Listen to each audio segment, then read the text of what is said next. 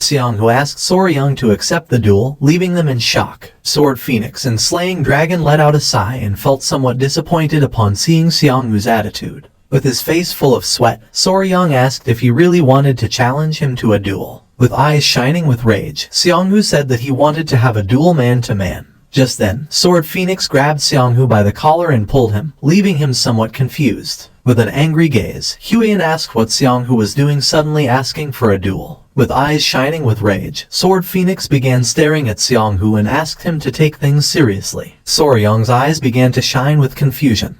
He couldn't believe that Xianghu wanted to have a duel with him as soon as they had met.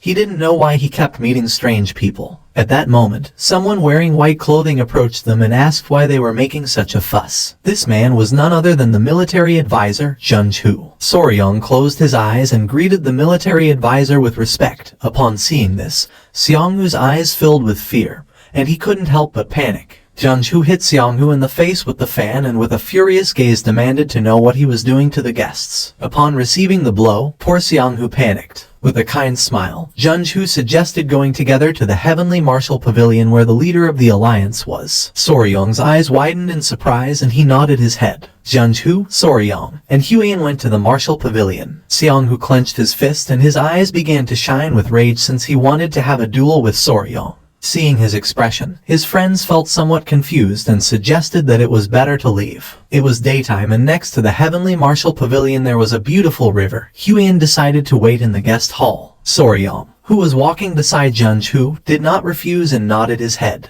A girl who was in the guest hall began to sweat and with a nervous expression started pointing out the way, saying that first they had to go greet the leader of the alliance. Soryang's attention focused on her and he soon realized that she was a rookie and seemed a little lost. Junju began to smile and mentioned that they had caught that guy thanks to Soryang, and explained that she was the one they had brought to replace the previous maid, who had turned out to be a spy, and because she was new, she was still somewhat inexperienced. Our boy began to show a forced smile. The maid closed her eyes and informed the leader that the general and the young warrior from the Tang clan had arrived. Upon hearing this, the leader gave them permission to enter. The door of the hall opened. The leader of the alliance was standing on the balcony enjoying the views. Junju and Soryang bumped their fists against their palms and bowed their heads to him as a sign of respect. Our boy introduced himself as Y Soryang from the Tang clan of Sichuan. Upon hearing this, the leader's eyes filled with surprise. With a kind smile, he asked them to come in since he knew that Soryang must be tired from such a long journey. Just then, something caught his attention, putting him on alert. He began pointing at our boy with his finger and with a serious expression questioned whether those little guys on his wrist and waist didn't bite just anyone.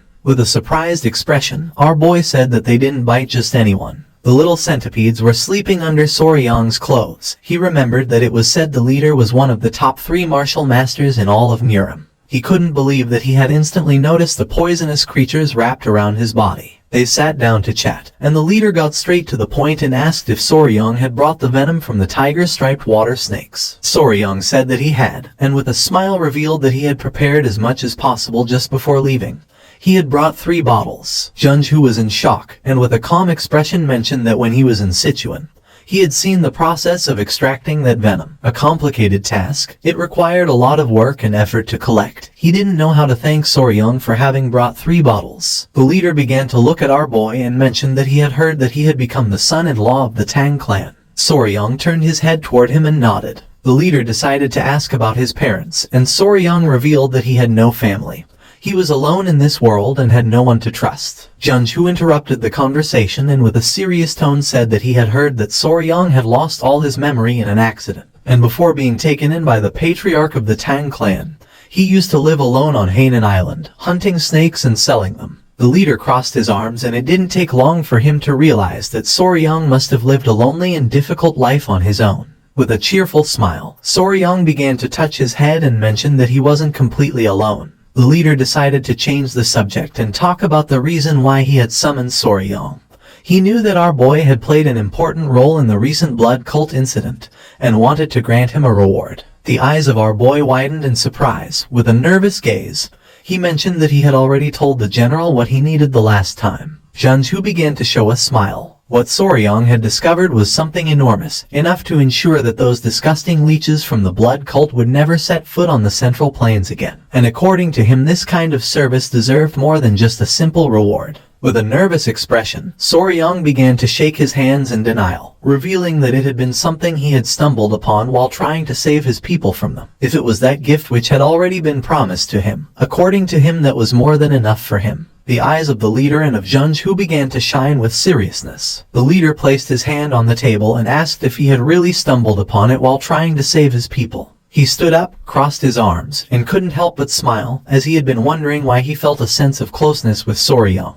Now he had realized that it was because they were alike. Soryong's eyes filled with confusion, and the leader clarified that he wasn't talking about their faces. With a serious gaze, he revealed that he had lost both his clan and the one he loved because of those bastards from the blood cult. He was struggling, doing everything possible to save even a single remaining member of the family, and at some point along the way, he reached enlightenment and achieved martial mastery. The leader began to observe our boy and mentioned that he had heard that Soryong had thrown himself against an elder of the blood cult while he was poisoned in order to save his people from the Tang clan. With a smile, our boy said it was true. A smile appeared on the leader's face since he had done the same thing 30 years ago. He began to walk towards Soryong. Despite being imposing, he had thrown himself in completely, with nothing but desperation in his heart. He placed his hand on our boy's shoulder, leaving him somewhat confused. With a smile, as a reward, he decided to grant our boy his unique martial art, called Iron Coffer Technique. The jaws of Soryong and Junju dropped in surprise. The leader couldn't help but smile and with a confident gaze revealed that he had never taken a disciple before.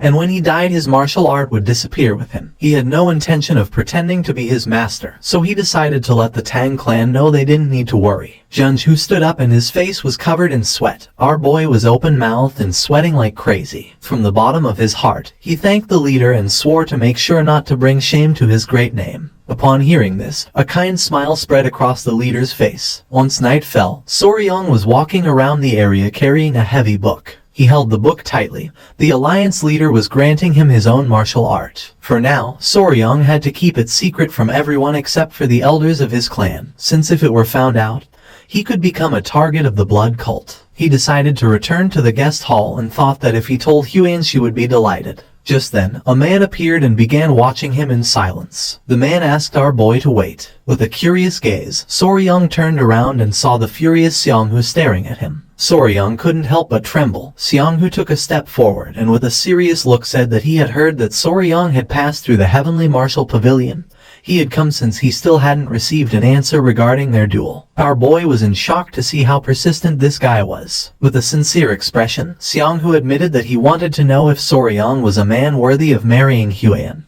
He wanted Soryong to prove it. With a nervous gaze, Soryong said that a duel was very dangerous. Pointing at the spear with his finger, Seonghu explained that he shouldn't worry about that, since he was going to remove the tips from his spear. With a piercing gaze, Soryong revealed that he was worried because he was afraid that Seonghu could end up dead. Both remained silent for several minutes, looking at each other. Soryong's words made Seonghu angry. He grabbed Soryong by the collar and with a furious gaze demanded to know what he had just said. Just then, something that was hidden in our boy's clothes started to move. Seonghu's attention fixed on it, leaving him somewhat confused. With a furious gaze, the small centipedes emerged from Soryong's clothes and lunged at Seonghu. At that moment, our boy caught the centipedes and asked them not to bite Seonghu. The arrogant Seonghu fell on his butt to the ground, his face filled with sweat and fear since he didn't know what was happening. Soryong approached him and with a smile mentioned that as he had told him it was dangerous. Soryong sat in front of Seonghu, making him start to sweat like crazy. With shining eyes, with an arrogant expression, Soryong made it clear that he had already forgiven him once. So, friends, this chapter comes to an end. What will happen next? We'll uncover it in the next chapter. Don't forget to rate this chapter out of 10 in the comments. We'll see you in the next video. Until then, take care and goodbye. Don't forget to like the video and subscribe to the channel.